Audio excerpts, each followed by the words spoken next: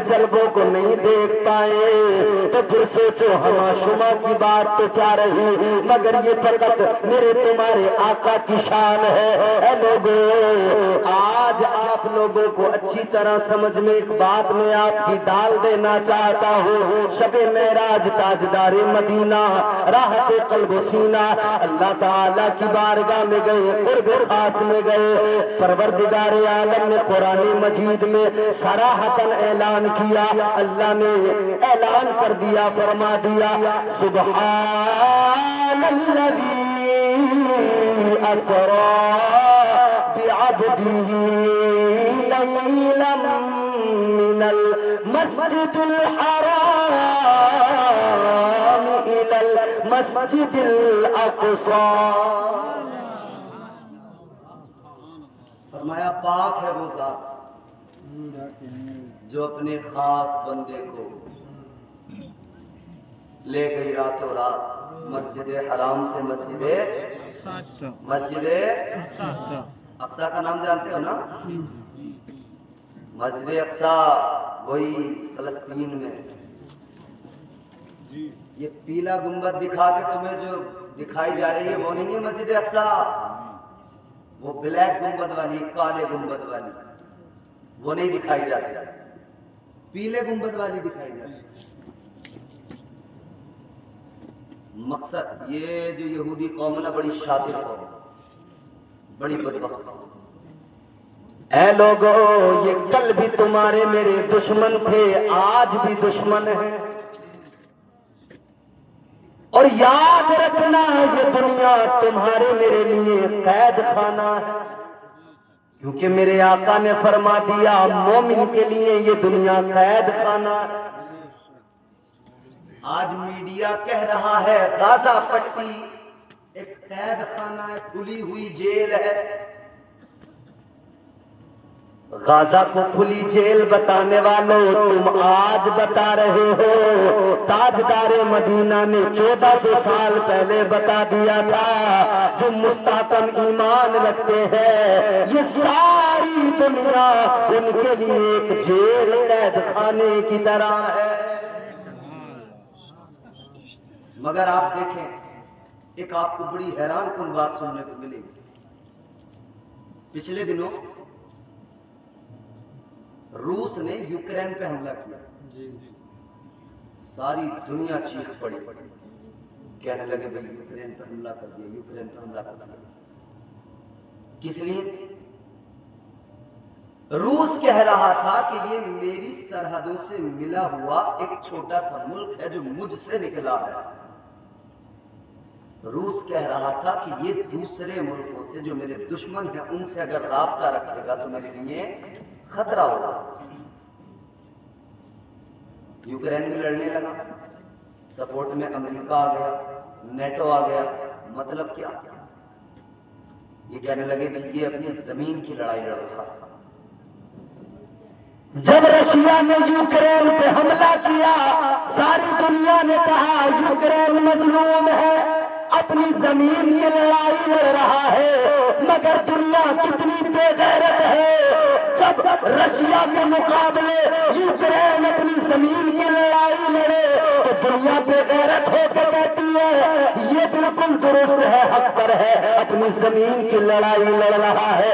لیکن جب فلسطین کی زمین کو اسرائیل کھا جائے، اسرائیل اس پہ قبضہ کر لے، فلسطین اپنی زمین کے تحفظ کے لیے کھڑا ہو، اپنی زمین کی حفاظت کے لیے اگر فلسطین کھڑا ہو جائے تو یہ بے غیرت دنیا فلسطین کو آتنکوادی بتاتی ہے۔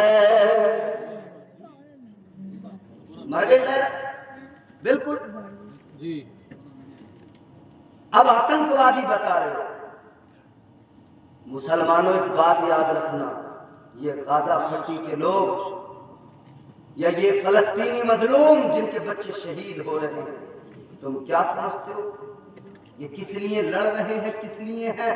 اس اتنی بڑی طاقت جو دنیا کی تیسری سب سے بڑی فوجی طاقت کہی جاتی ہے اسرائیل، اس کے مقابلے میں کیوں کھڑے ہیں یہ؟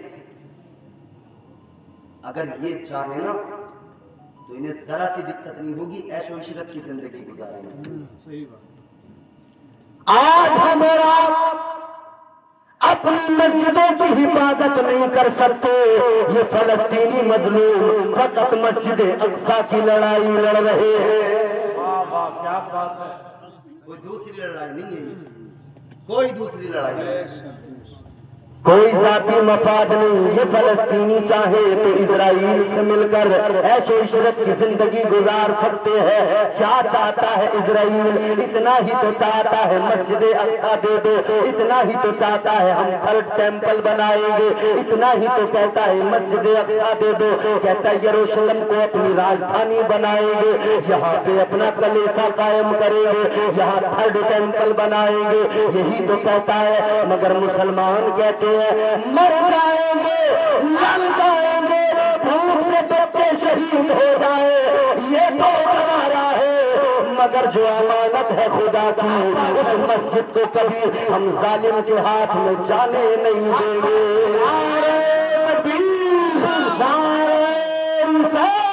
فیضان سرکار مدینہ، مسلک اعلیٰ حضرت، مسلک اعلیٰ حضرت، نعرہ تکبیر، نعرہ رسالت۔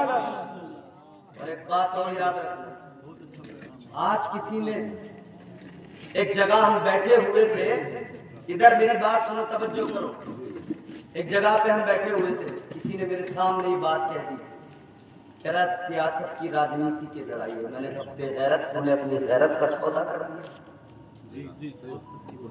اور بے غیرتو، جب تم اپنی مسجدوں کی طرف نہیں جاؤ گے تمہاری مسجدیں چلی جائیں گی۔ وہ مسجد کے لیے کم از کم لڑ تو رہے ہیں، تم تو اپنی مسجد میں خود ہی لڑتے ہو۔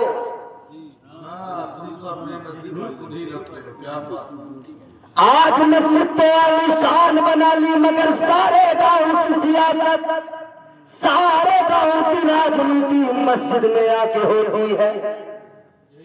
تمہارے گاؤں کی نہیں کہہ رہا، ہر گاؤں کی کہہ رہا ہوں۔ مجھے نہیں پتا تمہارے یہاں کیا ہے، مجھے نہیں پتا، 1 گھنٹہ پہلے آیا ہوں، کھانا کھایا، ادھر آ گیا، مگر میں پورے ملک میں جاتا ہوں، پورے بھارت کو دیکھ رہا ہوں، میں دیکھ رہا ہوں ہر گاؤں کی پوری سیاست مسجد پہ آ کے رکھتی ہے۔ کبھی اس سیاست کی زد میں مسجد آتی ہے، کبھی مسجد کا امام آتا ہے، کبھی اسی سیاست کی زد میں آ کر امام اپنے عہدے سے برطرف ہو جاتا ہے، کبھی اسی کی زد میں آ کر کئی مسجدیں بنتی رہ جاتی ہیں، کئی بننے کے بعد میں تالے لگ جاتے ہیں۔ کیوں؟ اس لیے کہ یہ ہماری کمزوری،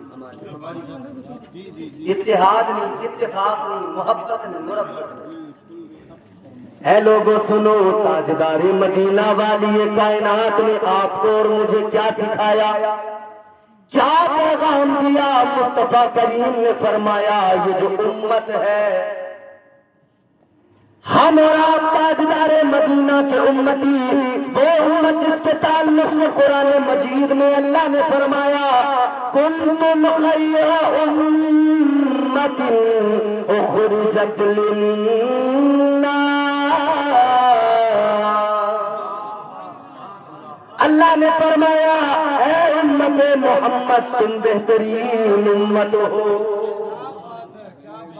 کون سی امت؟ بہترین۔